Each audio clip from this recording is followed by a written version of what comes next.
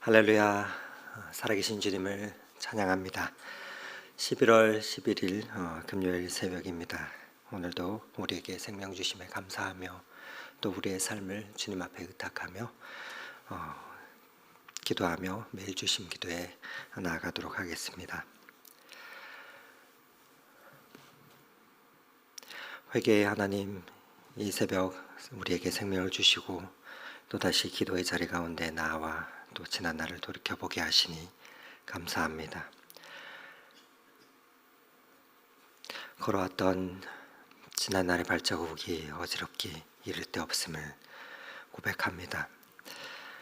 부르심의 상을 얻기 위하여 하나님 맡기신 소명과 사명을 위해 달려가야 함에도 매번 세상의 손짓에 길을 잃곤 합니다. 그러나 그럼에도 우리를 놓지 않으시고 십자가 앞에 부르시며 그 음성 가운데 다시금 우리를 일으키시는 주님의 말씀 앞에서 또 한번 은총을 구합니다. 사랑의 하나님, 우리를 주님의 그 사랑으로 붙잡아 주시고 오늘도 다시 한번 일어나 주님의 나라를 향하여 달려갈 수 있는 그 힘과 용기를 얻게 하여 주시옵소서.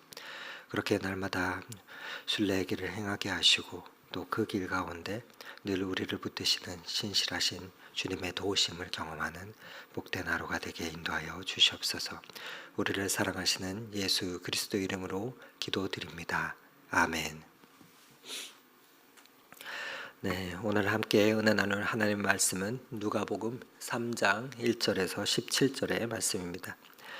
하나님께서 오늘 우리에게 주신 말씀은 누가복음 3장 1절에서 17절의 말씀입니다. 하나님의 말씀을 봉독해 드립니다. 디베르 황제가 통치한 지 15해 곧 본디오 빌라도가 유대의 총독으로 헤롯이 갈릴리의 분봉왕으로 그 동생 빌립이 이두레와 드라고닛 지방의 분봉왕으로 루사니아가 아빌레네의 분봉왕으로 안나스와 가야바가 대제사장으로 있을 때에 하나님의 말씀이 빈들에서 사가랴의 아들 요한에게 임한지라. 요한이 요단강 부근 각처에 와서 죄사함을 받게 하는 회개의 세례를 전파하니 선지자 이사야의 책에 쓴 바 광야에서 외치는 자의 소리가 있어 이르되 너희는 주의 길을 준비하라. 그의 오실 길을 곧게 하라. 모든 골짜기가 메워지고 모든 산과 작은 산이 낮아지고 굽은 것이 곧아지고 험한 길이 평탄하여질 것이요 모든 육체가 하나님의 구원하심을 보리라 함과 같으니라. 요한이 세례를 받으러 나오는 무리에게 이르되 독사의 자식들아 누가 너희에게 일러 장차 올 진노를 피하라 하더냐. 그러므로 회개에 합당한 열매를 맺고 속으로 하나님이 아브라함이 우리의 조상이라 말하지 말라. 내가 너희에게 이르노니 하나님이 능히 이 돌들도도 아브라함의 자손이 되게 하시리라. 이미 도끼가 나무의 뿌리에 놓였으니 좋은 열매 맺지 아니하는 나무마다 찍혀 불에 던져지리라. 무리가 물어 이르되 그러면 우리가 무엇을 하리이까? 대답하여 이르되 옷 2벌 있는 자는 옷 없는 자에게 나누어 줄 것이요 먹을 것이 있는 자도 그렇게 할 것이니라 하고 세리들도 세례를 받고자 하여 와서 이르되 선생이여 우리는 무엇을 하리이까 하매 이르되 부과된 것 외에는 거두지 말라 하고 군인들도 물어 이르되 우리는 무엇을 하리이까 하매 이르되 사람에게서 강탈하지 말며 거짓으로 고발하지 말고 받은 급료를 족한 줄로 알라 하니 백성들이 바라고 기다림으로 모든 사람들이 요한을 혹 그리스도신가 심중에 생각하니 요한이 모든 사람에게 대답하여 이르되 나는 물론 너희에게 세례를 베풀거니와 나보다 능력이 많으신 이가 오시나니 나는 그의 신발끈을 풀기도 감당하지 못하겠노라. 그는 성령과 불로 너희에게 세례를 베푸실 것이요 손에 키를 들고 자기의 타작마당을 정하게 하사 알곡은 모아 곳간에 들이고 죽정이는 꺼지지 않는 불에 태우시리라. 아멘. 아멘. 어제까지는 누가복음 2장을 통해서 예수님의 탄생과 예수님의 어린 시절에 대한 이야기를 보았습니다. 그러한 이야기를 하던 누가는 예수 그리스도의 사역이 본격적으로 시작되기 전에 예수 그리스도의 길을 예비하기 위해서 보냄을 받은 한 사람, 세례 요한의 사역을 소개하고 있습니다. 누가는 세례 요한의 성장에 대해서는 간단히 한 줄로 기술합니다. 누가복음 1장 80절에 이렇게 말하고 있습니다. 아이가 자라며 심령이 강하여지며 이스라엘에게 나타난 날까지 빈들에 있으니라. 한 줄로 표현되었지만 세례 요한은 분명한 사명을 가지고 태어난 자였습니다. 그렇지만 하나님께서 정하신 때가 이를 때까지 그는 빈들에 머물러야 했습니다. 그는 하나님의 계획보다 앞서 행동하지 않았고 하나님께서 부르실 때 주저하지도 않았습니다.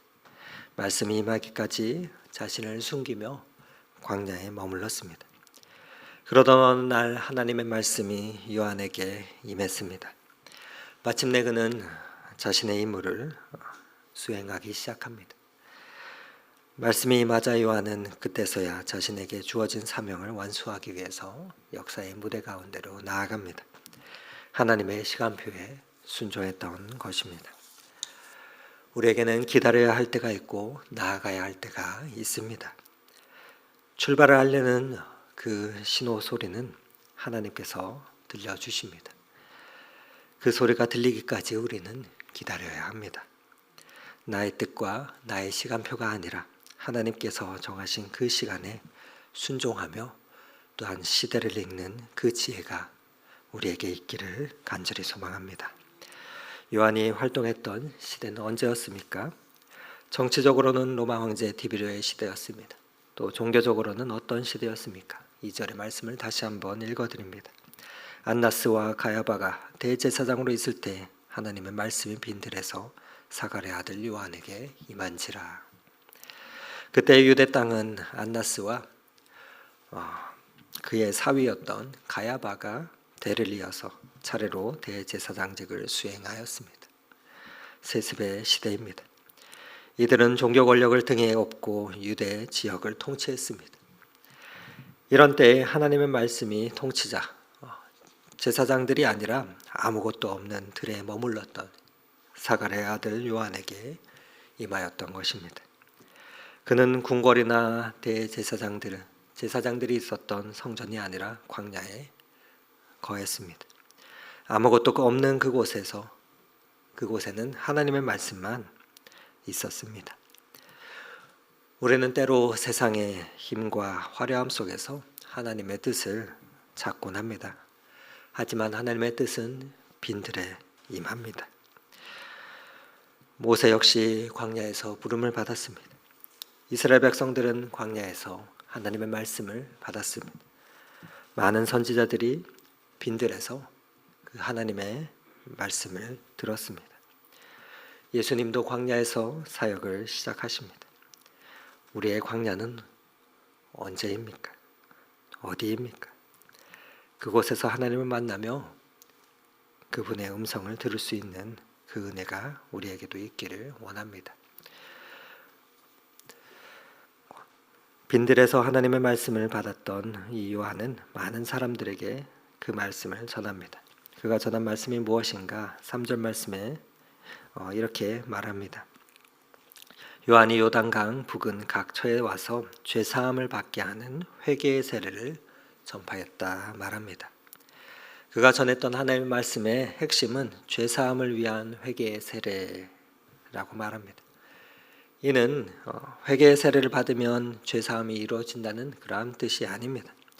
죄사함을 예배하는 그 길이 회개의 세례라 그러한 말입니다. 죄사함은 예수 그리스도의 사역입니다. 예수 그리스도의 죽으심과 부활하심을 통하여 우리는 모든 이 땅의 사람들은 죄사함의 놀라운 역사를 경험하게 됩니다. 그러나 죄를 용서받기 위해 회개로 나아가는 그 세례는 요한은 전하였던 것입니다. 자신의 죄를 회개하는 것으로 죄사함을 받는 것이 아닙니다. 회개를 통해서 그리스도를 만나고 또 그분을 믿는 믿음 안에서 우리는 죄사함을 누리는 것입니다. 세례 요한은 그렇게 대속자 예수 그리스도를 간절히 기다리는 그 사역을 감당했던 것입니다. 이런 세례 요한의 사역에 대해서 누가는 구약 성경의 이사야 선지자의 그 예언으로 이렇게 표현을 하고 이야기하고 있습니다. 누가복음 오늘 본문의 4절과 6절의 말씀은 이사야서 40장 3절에서 5절의 말씀을 인용하고 있습니다. 이사야 선지자는 광야에서 외치는 자의 소리가 있을 것이라 예언하였고, 세례 요한은 이 예언대로 그렇게 광야에서 하나님의 말씀을 듣고 사람들에게 가르쳤습니다. 그 소리는 주의 길을 준비하라, 그의 오실 길을 곧게 하라 라는 외침이었습니다. 그렇게 요한은 죄사함을 위한 회개의 세례를 전하였던 것입니다. 주님의 오시기 전에 모든 골짜기가 메워지고 산들이 낮아지고 굽은 것들이 곱아지며 험한 길들이 평탄해질 것을 외쳤습니다. 그 요한의 외침을 들은 사람들은 회개하며 하나님 앞에 은혜를 구했던 것입니다. 주님의 재림을 준비하는 오늘 이 시간도 오늘날도 계속해서 이어지고 있습니다. 예수 그리스도의 오심을 통하여 모든 사람들은 그 하나님의 구원하심을 보게 될 것입니다. 성도의 모든 섬김과 사역은 그렇게 예수 그리스도의 영광을 위한 것입니다. 나의 영광과 수고가 아니라 나의 지식이나 힘을 드러내기 위함이 아니라 오직 생명 되시는 예수 그리스도를 전하기 위함입니다. 모든 가르침과 이단들, 그 거짓 가르침들은 이 기준에서 거짓으로 드러날 때가 분명 올 것입니다. 무엇을 하든 우리의 인생 자체가 그리스도를 위한 그 사역이고 그 발걸음일 때 그 삶은 의미가 있습니다. 바라기는 저와 여러분의 인생이 예수 그리스도의 다시 오심을 준비하는 그러한 발걸음이 되기를 간절히 소망합니다. 그는 또 이렇게 외치며 가르칩니다. 오늘 본문 7절과 8절 말씀을 다시 한번 읽어드립니다. 요한이 세례를 받으러 나오는 무리에게 이르되 독사의 자식들아 누가 너희에게 일러 장차 올 진노를 피하라 하더냐. 그러므로 회개에 합당한 열매를 맺고 속으로 아브라함이 우리 조상이라 말하지 말라. 내가 너희에게 이르노니 하나님이 능히 이 돌들로도 아브라함이 자손이 되게 하시리라. 세례 요한이 전파한 이 죄사함을 받게 하는 회개의 세례는 듣는 사람들에게 심한 부담감을 주었을 것입니다. 그는 목숨을 내놓은 사람처럼 그 세례를 받기 위해서 나오는 이들을 향해서 아랑곳하지 않고 이렇게 외칩니다. 독사의 자식들아 라며 외칩니다. 이는 진정한 회개 없이 종교적인 혈통만을 주장하는 자들에게 하나님께 온전히 진정으로 회개하라 하는 외침이었습니다. 좋은 열매를 맺지 아니하면 도끼에 찍혀 불에 던져지는 운명을 피할 수 없을 것이다 라고 말씀합니다. 경고의 목적은 겁박이 아니라 구원입니다. 예수님도 자주 들을 귀 있는 자는 들으라 말씀하셨죠. 이 말씀은 동일하게 모두가 듣지 않을 것이다 라는 그러한 의미이기도 하면서 또 모두가 듣기를 바라는 그러한 자비의 마음이기도 합니다. 말씀을 듣고 어떻게 반응하느냐, 거기에서 결국 인생의 길은 갈라집니다. 우리에게는 그 들을 귀가 있습니까? 말씀을 들을 때마다 회개에 합당한 열매를 맺는 그러한 삶을 살아갈 수 있는 그 용기와 발걸음이 우리의 삶에도 있기를 간절히 소망합니다. 요한은 자신의 메시지를 듣고 반응하며 우리가 무엇을 하리까 묻는 이들에게는 무엇을 해야 하는지 이렇게 가르쳐주고 있습니다. 옷이 두 벌옷이 있다면 없는 자에게 나누어 주라 말하고 세리들에게는 부과된 것 이상으로 착취하지 말라 말합니다. 또 군인들에게는 강탈하거나 거짓 고발하지 말라, 또 받는 급료로 감사하라 말합니다. 이처럼 회개는 삶으로 증명돼야 하는 것을 말하고 있는 것입니다. 세례 요한은 회개와 그러면서 이웃사랑을 강조하죠. 그 메시지는 예수님께서 이후에 선포하신 그 말씀과 맞닿아 있습니다. 그는 하나님의 예배하신 대로 그렇게 주님 오실 길을 준비하는 삶을 신실하게 살았던 것입니다. 그러나 15절의 말씀은 이렇게 백성들의 시선을 표현하고 있습니다. 15절의 말씀을 함께 읽도록 하겠습니다. 백성들이 바라고 기다림으로 모든 사람들이 요한을 혹 그리스도이신가 심중에 생각하니. 그의 강력했던 이러한 외침과 또 메시지와 카리스마 때문에 어떤 사람들은 세례 요한을 그리스도다라고 오해했던 것 같습니다. 강한 리더를 추종하고 높이는 것, 이것은 연약한 인간의 속성입니다. 그런데 문제는 누군가가 우리를 이렇게 따를 때 우리는 자칫 그 교만에 빠져서 위험한 선택을 할 수도 있다는 것이 또 연약한 인간의 한 면이기도 합니다. 많은 리더들은 이러한 유혹에 걸려 넘어지기도 합니다. 그러나 요한은 단호한 태도로 이렇게 말합니다. 그는 자신이 메시아가 아님을 명백하게 선언합니다. 그러며 그분 앞에서 자신은 어떠한 존재인지를 고백하고 있습니다. 감히 그분의 신발끈을 푸는 일도 감당할 수 없는 자다라고 말하며 자신이 누구인지, 자신의 사명이 무엇인지를 정확히 이해하고 있었습니다. 그런 세례 요한의 마음을 사도 요한은 요한복음 3장 29절에서 30절에 이렇게 표현합니다. 제가 요한복음 3장의 말씀을 읽어드립니다. 신부를 취하는 자는 신랑이나 서서 신랑의 음성을 듣는 친구가 크게 기뻐하나니 나는 이러한 기쁨으로 충만하였노라. 그는 흥하여야 하겠고 나는 쇠하여야 하리라.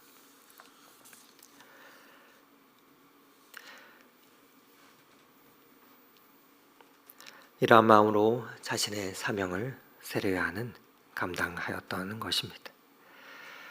세례 요한의 그 삶에 대해서는 이사야 선지자는 일찍이 예언했고 또 하나님은 세례 요한이 주님의 오실 그 길을 예비하도록 오래전부터 계획하셨습니다.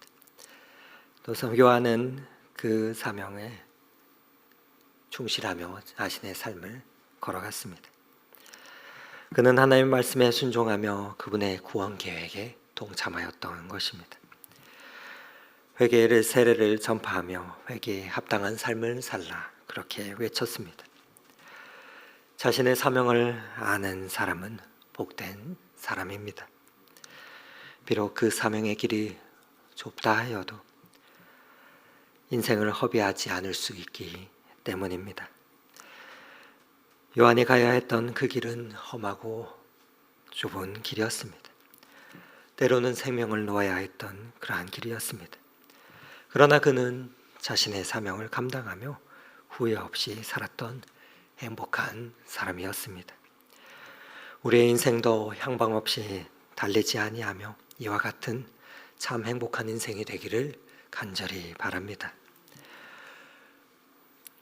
웩이라는 국제 선교단체의 설립자였던 찰스 스터드는 선교사님은 청교도들의 인사말을 접한 후에 큰 도전을 받고 오직 한 번뿐인 인생이라는 시를 남겼습니다.